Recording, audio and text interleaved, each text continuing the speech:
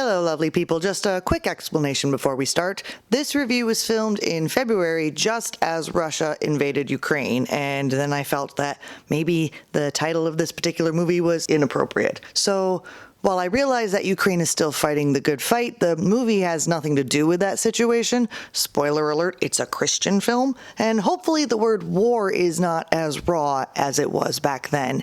If so, I'm sorry. Enjoy it anyway. The good news is this title is not referring to a simple war movie, it's a Bible reference. Is that good news?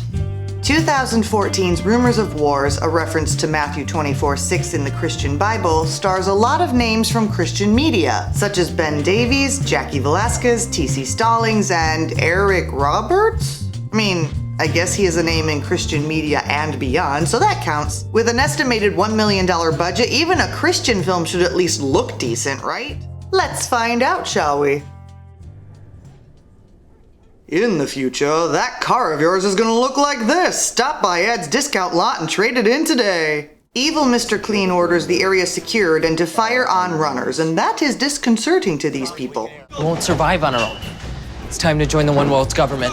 Does anyone else have a problem imagining every country in the entire world being on board with the whole one united government thing? It took 2 years for us to all get on the same page that COVID was even a thing. Yeah, I'm looking at you, Tanzania and Turkmenistan. Do I even need to mention North Korea at this point? If they take you, they'll brand you, brainwash you.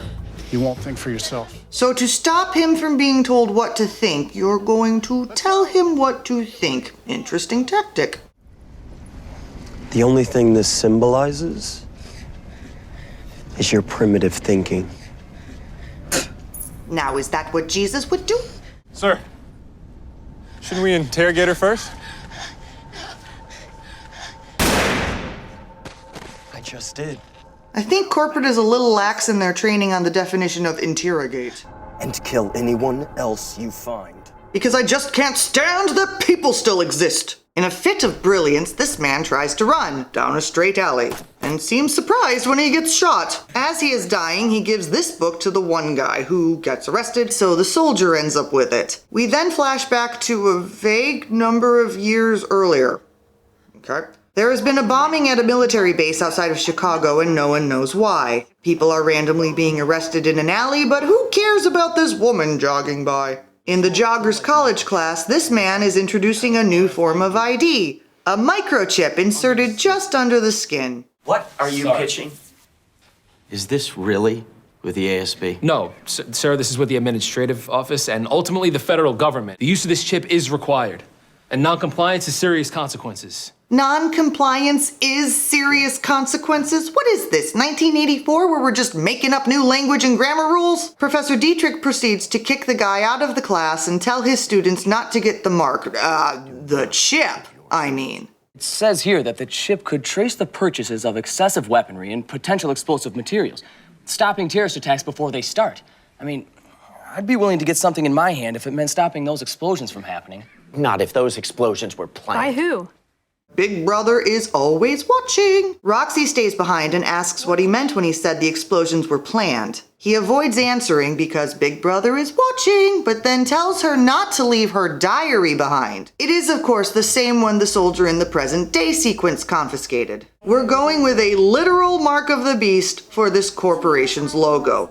Clever, Zern Global. Assimilation of 13 new members, execution of 11 non-compliers, 6 prisoners in quarantine, combustion of paraphernalia. You need to reach 20 new members by the end of the week, Captain. Wait, even in the apocalypse, we'll still have sales quotas? The religious zealots have an unknown leader they are trying to track down. 408 is sent to deal with a traitor among them, and he catches the guy reading a Bible. What would you say if everything that you knew was a lie? Well, if he knew that, wouldn't that be a lie too? Read this book that you burned, and the words speak to you, Shaw. But if he starts at the beginning with the Old Testament, it might just affirm the whole warmongering thing, so... Those words started the war. We started the war. But at least they didn't start the fire. 408, whose real name is Shaw, shoots the traitor and immediately regrets all the paperwork he now has to do because he discharged his weapon. He also finds the journal. Flashback to random years earlier, and Roxy asks her friend what she thinks Professor Dietrich meant when he said the explosions were planned. I wouldn't be worried because we're all going to be raptured before anything serious happens anyway, so it's no biggie. Presuming an awful lot, aren't we? Roxy is writing in her new journal, and we see her put a picture of her dead fiancé in the cover. The news reports an explosion at a Miami mall. Survivors of the war, in accordance with New World Code 45237, we've come to recruit you. There were apparently 45,236 other things more important than figuring out what to do with most of humanity. The next class way back when, Professor Dietrich is gone, and the ominous Professor Holloway forces them all to go get the chip. When Roxy and her friends sign the form before going in, Lee Richardson, the chip advocate from earlier, tells them that, in fact, Mr. Zern of Zern Global will be speaking on campus that night. I want to take a moment to point out that Zern is only one letter away from Zerg. Just throwing that out there. Just before getting the chip, Roxy reads a passage that has been written in the back of the journal that says, "Where I live under the light post," and runs out the back door. Present day, and some people are about to be executed, bookended by soldiers really hoping their compatriots have good aim. The calf is our symbol. Each man will wear it with pride. This talk of calves is utter nonsense. If we unlock our own minds, greatness is within us. And suddenly we're at a girl boss conference. Shaw questions if the executed refugees could have been trained. Those types of people are not trainable, Shaw. You know that. Well, if that's the Debbie Downer attitude you have, no wonder you can't meet your quota. Roxy senses the Zern van is following her, so she goes to this guy's dorm instead. Lucky he knows where Professor Dietrich lives, and as an agent is knocking on the door, she sneaks out of the window and makes her way to Dietrich's ransacked house. She searches around the house and finds the light post. Taped to it is a SIM card, which she puts in her phone. A video file plays of Dietrich telling the viewer that all mobile devices are tracked by Zern through the RFID, and the main point of his speech is, "Live off the government or die." try covering yourself in RFID wallets, maybe that will solve your problems. But oh no, Agent Harris is now looking for her in Dietrich's house. He finds the phone with the video playing, but no Roxy. Roxy's disembodied voice tells us that Lee Richardson is the key to finding out more. Alas, present-day Lee Richardson is about to have a bad day as Zern is now after him, but then their driver keels over dead. Sniper! Everyone get outside and in plain view! 616, we're going to the fence. You ready? Ready. Fun fact, 616 is the area code for Grand Rapids, Michigan, where most of this was filmed. Rebels. Yeah, you tell him. In case we have not pounded into your head how evil all of this is, Mr. Clean makes a new recruit sacrifice himself to draw out the sniper so Mr. Clean can shoot him. Shaw gets to Lee first and drags him out of the cell to interrogate him, but he ends up surrendering to the soldiers to save his fellow refugees. Back years earlier, Roxy uses a payphone to call Lee to pick her up for the Zern meeting. Okay, good luck finding a working payphone today, much less at a time when Big Brother is forcing itself onto you. I'm actually beginning to think that logo isn't a beast so much as a weird disembodied beard. It's just kinda lackluster, you know? Talk about the world going out with a whimper. Lee introduces Zern, and Zern tells a story that explains why all of the soldiers keep saying "Hail the calf." A baby calf was born on Zern's childhood ranch, and his dad told him that if he picked up the calf every day, he would be able to do it even after it's fully grown. However, due to, I don't know, having better things to do, he misses several days and eventually can't pick it up. The message is, you can't miss a day. We have unlimited power resting within us. All we have to do is unlock it, and I can show you how.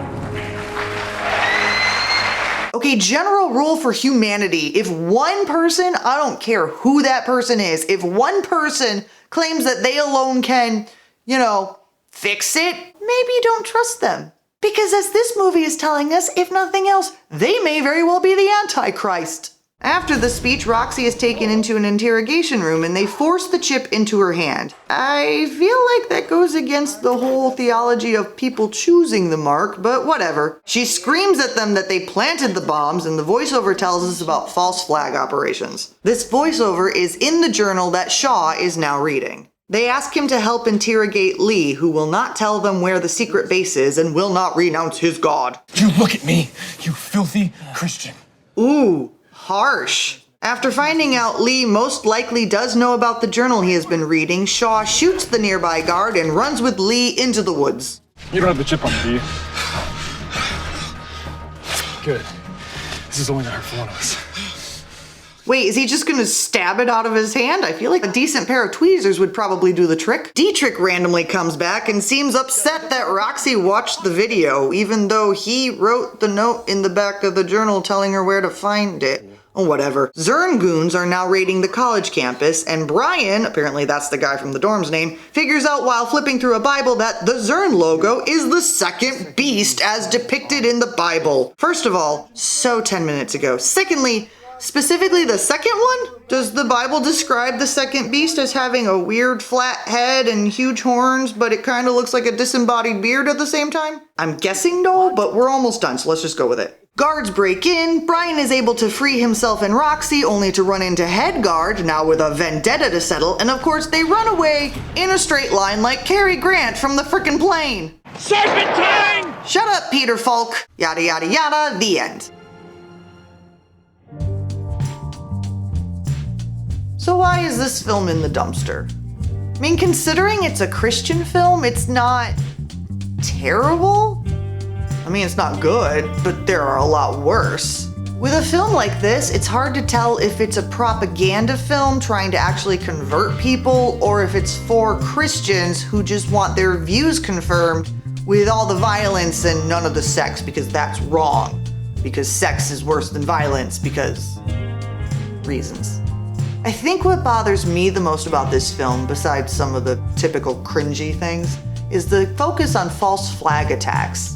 Have there been false flag attacks in the history of the world? In the purest definition of the word, which is simply deliberate misrepresentation of someone's affiliation or motives? Absolutely. It's a tactic that has been used at times throughout history by various countries to justify war with other countries, or even by pirates and privateers back in the day to lure ships in closer before attacking them. However, in this day and age, when conspiracy theorists like Alex Jones and Marjorie Taylor Greene are claiming school shootings are false flag operations used by the government to take away our guns, it feels dangerous to feature this idea in a film. Especially in a film that, #NotAllChristians, a large number of its viewers belong to the gun-happy political party. Anyway, do I recommend this film? If you're one of those Christians who likes your violent films to be belief-affirming and sensually devoid, then I guess I do. But only if you promise to stop threatening victims of mass shootings, because I'm sorry, that's just fucked up. As for the rest of you, no. No, just no. I think you need some help.